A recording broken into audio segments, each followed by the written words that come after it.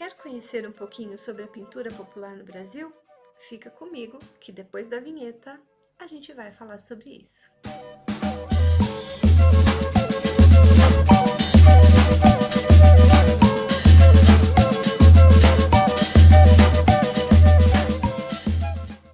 Hoje a gente vai falar sobre pintura. Eu dividi esse nosso encontro em 3 tópicos: as denominações, algumas características da pintura e aproximações.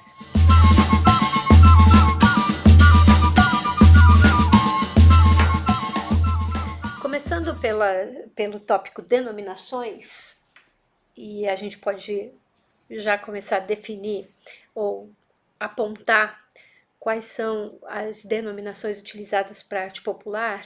Eu acho que é importante a gente começar primeiro com a definição, algumas denominações do que é arte culta, que aí muitos pesquisadores chamam de arte erudita, arte culta, arte burguesa ou simplesmente arte. E aí, pensando na arte popular, fazendo um contraponto com essas palavras que são utilizadas para definir o que é arte, essa culta, né, que é aprendida nas escolas e tudo mais, arte popular é chamada de arte primitiva, arte ingênua, arte popular e artesanato. Separando esses 2 últimos termos de cada uma dessas definições do que é arte, a gente então tem arte e artesanato. A arte é o que as pessoas entendem como o que o artista pode fazer de melhor. E aí, nesse sentido, o termo, né, êxito e o triunfo do indivíduo. Pensando o indivíduo como um ser único, né, um trabalho individual, uma expressão só daquele artista. Enquanto o artesanato é uma representação considerada ao coletivo. Quer dizer, quem produz arte popular não tem um nome definido, né? Ela pertence ao coletivo e não a um artista. Nesse sentido, então, na arte culta, o artista só existe porque produz arte. E no caso do artesanato, o artista, a arte não é atribuída a um artista, né? A pessoa é só um artesão. Bom, aí dando uma enxugada, né, já que a gente fez esse contraponto entre esses 2 pensamentos de arte, e aí aqui eu coloquei mais alguns nomes que são utilizados para definir arte popular, eu separei alguns trechos de pontos de vista de alguns pesquisadores, entre eles o Oscar de Ambrosio. E vamos começar pelo termo naif, né, que dentre eles não é uma palavra brasileira, então no caso das outras, por exemplo, ingênua, primitivo, a gente já consegue interpretar o que a palavra quer dizer de certo modo, mas a palavra naif, que lê-se naïve, que é um termo francês, então ele precisa ser definido. E basicamente assim, a palavra naif é um termo francês e surge para definir pinturas que são inspiradas lá na França, no meio urbano. Ele foi usado pela primeira vez por Alfred Jarry para definir o estilo de um dos artistas do modernismo chamado Henri Rousseau. Aqui no Brasil, a arte naif é associada também ao termo arte primitiva, que, na definição, justifica uma arte fortemente vinculada à arte nacional popular.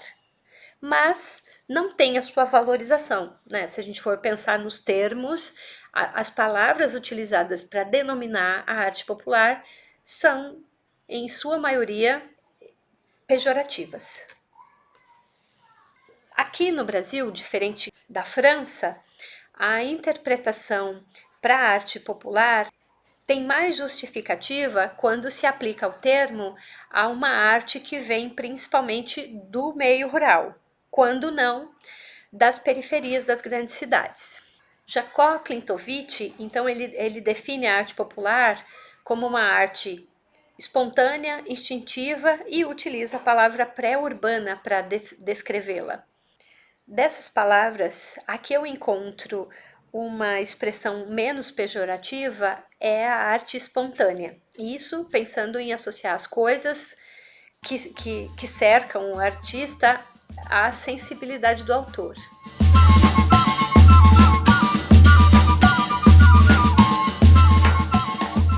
O próximo tópico que a gente pode destacar é a questão das características. E aí eu apontei 5 delas. As 3 primeiras são o informalismo, quer dizer, uma ausência dos aspectos formais acadêmicos. Dá para apontar que, então, o artista não tem uma preocupação com o aprendizado técnico aprendido nas escolas. Não existe uma preocupação com uma representação fiel da realidade, o artista não está interessado em representar, digamos assim, uma fotografia da realidade, e a forma de representação dessas obras é mais ligada ao plano bidimensional. Quer dizer, quando a gente pensa na perspectiva, essa obra não dá aquela sensação de profundidade como geralmente as obras do meio acadêmico acabam trazendo. E outras 2 características, para finalizar esse tópico, são o detalhamento das figuras e dos cenários e o uso expressivo e ornamental das cores. Um exemplo que eu trouxe para definir a questão do informalismo é o trabalho da Lourdes de Deus. Lembrando que, a partir da definição dessa característica, informalismo é a ausência dos aspectos formais acadêmicos. O que seria isso? A tentativa de buscar proporções e transmitir essa sensação de realidade, a questão das linhas de perspectiva para definir muito claramente os elementos que estão em primeiro plano e segundo plano e dar uma sensação de que você está vendo uma realidade. Aqui a gente tem a representação do Natal de uma vila, e a única sensação de perspectiva que ela acaba trazendo para a gente são essas linhas diagonais no centro, e em especial essa linha desenhada pelas casas logo no primeiro plano, que estão em diagonal, né, que terminam na árvore de Natal. Pensando na segunda característica, essa que destaca o desprezo pela representação fiel da realidade, aí eu trouxe um trabalho do Rodrigues Lessa, que em termos de representação da realidade acaba trazendo, de certo modo, um olhar poético para a imagem, né?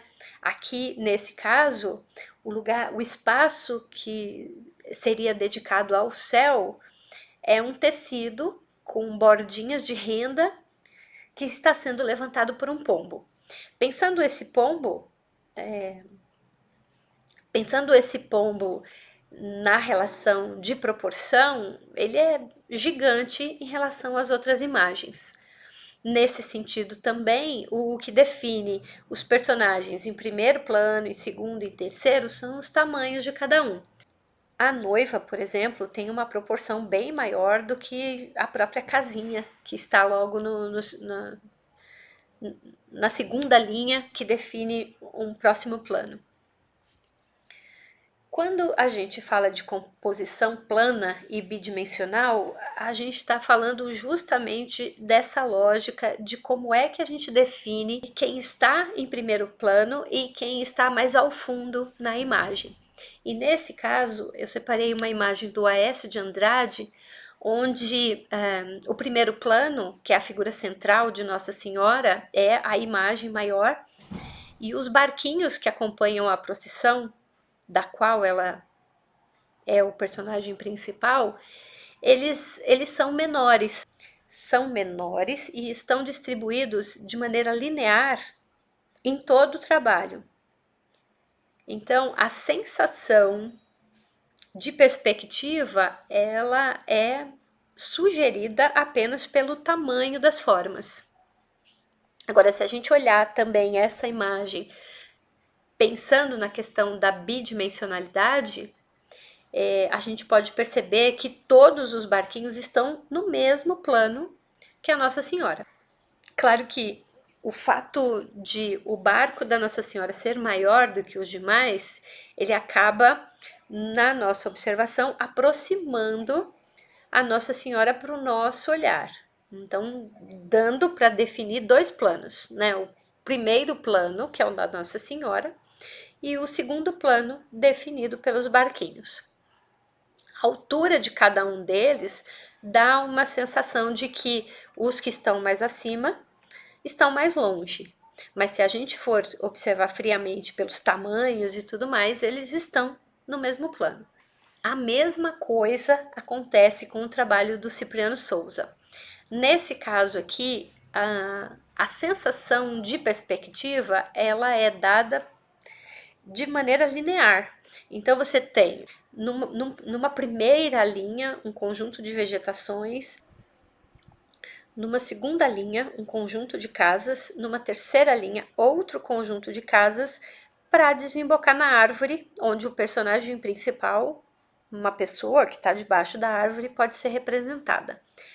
A única coisa que foge um pouco dessa lógica de linearidade é o caminho no centro da imagem, que é levemente em diagonal, e o fato de ter linhas curvas acentua essa estrutura. Mas o trabalho é basicamente bidimensional, inclusive na questão de luz e sombra, porque, como a gente pode ver, a diferença entre as folhagens, por exemplo, são diferenças de tons de cor. Mas o tronco, que poderia ser representado com um lado mais escuro e um outro mais claro para dar essa sensação de luz e sombra, não está definido. Quando a gente estava falando dos outros trabalhos, baseado nas outras 3 características que a gente que eu mencionei, essas outras 2 características, a do detalhamento das figuras e dos cenários e do uso expressivo das cores, também estavam presentes. Mas, de maneira didática, é mais fácil separar cada característica de maneira que a gente possa enxergar individualmente. No caso do Josinaldo, por exemplo, pensando no detalhamento das figuras, a gente pode ver uma preocupação com todo o detalhamento, inclusive ao fundo, onde, teoricamente, em algumas imagens de arte acadêmica, por exemplo, as imagens se parecem mais um borrão, né, quando a gente está de longe. A gente vê uma interpretação de uma vegetação e uma árvore e tal, mas quando a gente está de perto, a gente vê que a pintura é mais uma mancha, sendo que no trabalho de arte popular, né, na maioria das vezes, o fundo ele é tão trabalhado no nível de detalhes como o plano da frente. E por último, a questão do uso ornamental das cores. Geralmente, os artistas populares usam cores puras, bem intensificadas. E aí você tem uma sensação dessa expressividade a partir da cor, que é o que acontece também, por exemplo, no trabalho do Rodrigues Lessa. E aí, só para fechar, pensando na questão da bidimensionalidade e dos planos, o trabalho do Rodrigues Lessa, nesse caso, eu trouxe para falar da questão do uso da cor, mas a gente pode observá-lo da mesma maneira quando a gente fala das questões da bidimensionalidade ou da ausência da perspectiva. Aqui a gente pode ver linearidade na divisão de dos grupos de árvores diferentes, que vai definindo a forma até chegar lá no fundo, onde o artista decide por usar duas linhas em diagonal, essa que representa a bandeira do Brasil, para trazer um pouco de perspectiva, né, que leva o nosso olhar para o sol. Na verdade, quem desenha essas duas linhas diagonais é o raio do sol ali representado.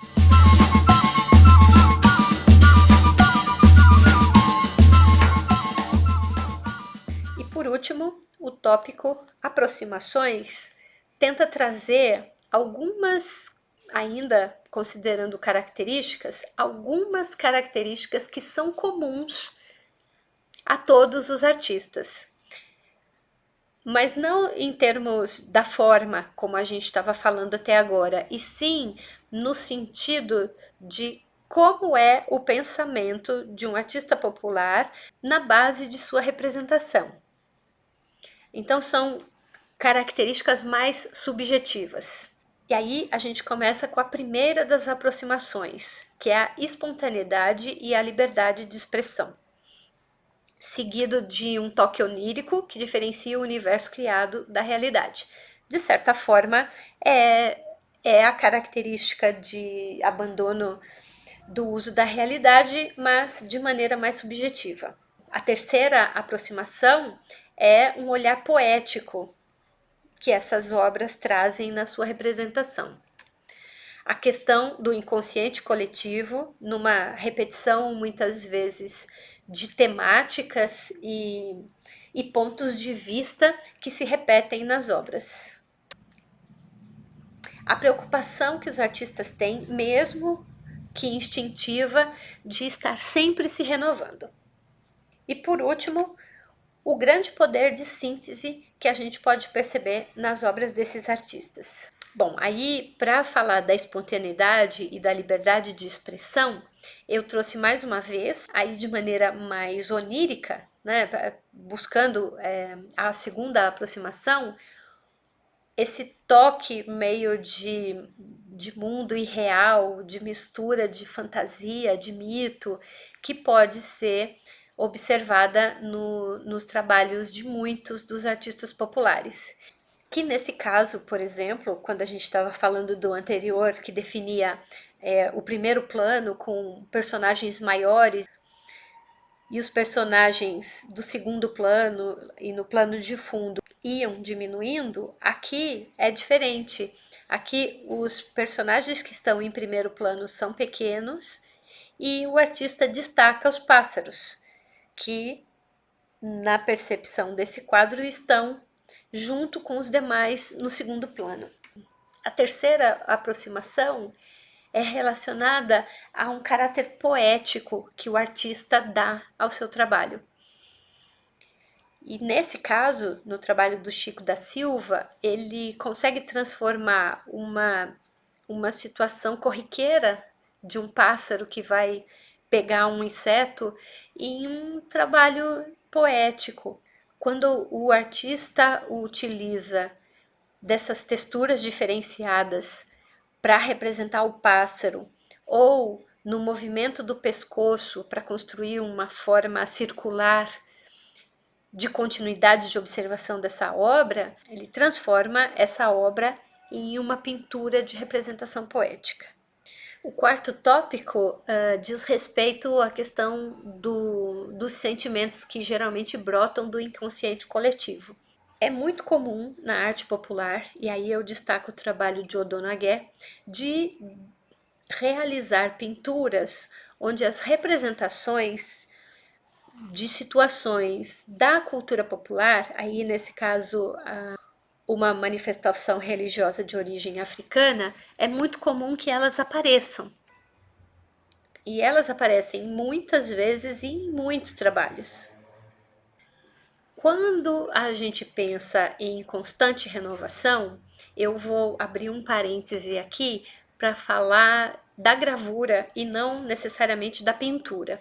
Isso porque as imagens que eu tenho, elas são um recorte de cada artista. Seria preciso uma pesquisa mais aprofundada de um determinado artista para apontar necessariamente as mudanças que ocorrem durante o período de desenvolvimento das obras desse artista em particular. Aqui eu trouxe um exemplo de uma gravura, na verdade, de 3 gravuras de Jerônimo Soares, e que tem a mesma temática, só que elas foram desenvolvidas em diferentes períodos da vida do artista. E aí a gente tem uma obra onde o artista se dedica à imagem, deixando o contraste entre figura e fundo bem definidos. O segundo é um trabalho da mesma temática, Quero Ver Minha Mãe, onde o artista, a partir da criação de novas ferramentas, passa a se preocupar em trazer um fundo que dialogue com a imagem. E por último, a mesma imagem, quer dizer, a mesma temática, só que dessa vez a partir da produção de uma gravura em cores. Esses 3 trabalhos exemplificam bem como existe essa constante necessidade de renovação entre os artistas populares. E por último, eu trouxe um trabalho do José Saboia para discutir a questão do poder de síntese. É muito comum que a gente veja obras super detalhadas, né, com um nível de detalhamento muito grande e a acentuação da cor a partir dessas representações detalhadas. E no caso de José Saboia e outros artistas, podemos ver o quanto é possível a simplificação de imagem, né? Nesse caso, a ponto de mostrar um lavrador a partir de 3 circunferências, né? Que seriam ali a roupa e as 2 linhas do chapéu. Claro que aí nessa continuidade a gente tem a observância também de um fundo mais liso ou da vegetação que é definida de forma repetida por triângulos, separada apenas por uma diferença de cores. Aqui um outro trabalho do José Saboia que pode justificar a questão do poder de síntese, né? Como ele está falando de um jogo de futebol, e aí ele está destacando a questão dos torcedores, era possível, de alguma maneira, fazer uma pintura que tivesse uma representação de muitos personagens. E ele consegue, a partir do uso dessas linhas que definem as bandeiras, mostrar que a cena representa uma quantidade muito grande de pessoas, mas sem o recurso da utilização de tantos personagens. A gente consegue ver na abertura maior do lado direito entre as bandeiras que existe um grupo bastante grande de pessoas e lá no meio, na parte superior, a gente vê algumas cabecinhas meio cortadas assim, definindo a continuidade dessa quantidade maior de pessoas que num grupo de torcedores é justificado.